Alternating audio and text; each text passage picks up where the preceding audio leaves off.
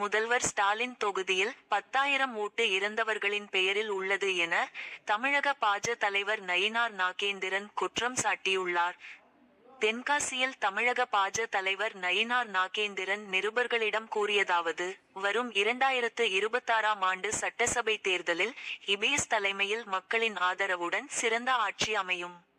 வைத்து திமுகவினர் மக்களை குழப்பி அவர்கள் தமது வேலைகளை பார்த்து வருகின்றனர்.